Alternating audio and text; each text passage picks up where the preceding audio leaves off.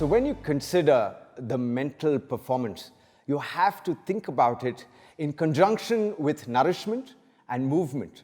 They sort of form a tripod of performance. And the reason this is important is because a lot of the metabolites of your neurotransmitters are actually made in your gut.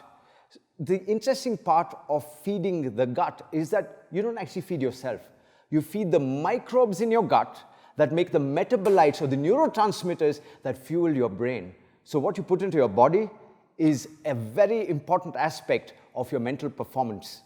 And that's why anything that you consider that nourishes you will have a significant impact, not only on your mental state, but also your movement.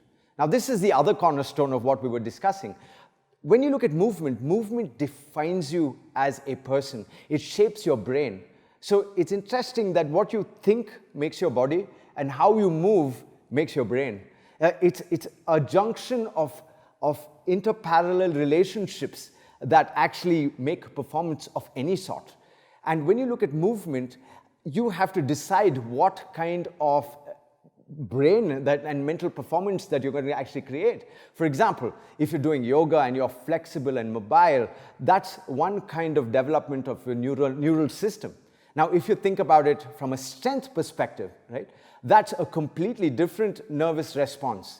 And all of this is a combination, and performance is unlimited. Because if you do one, you negate the other.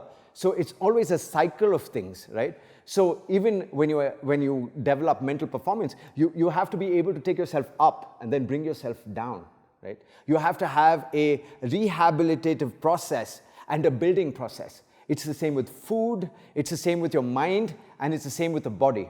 The important part of considering nourishment is that today we know from genetics that everything is only meant for one human, and his expression is completely unique from anyone else, including his siblings and his parents. Today we have the ability to do nutrition from a genetic perspective, from a microbial perspective.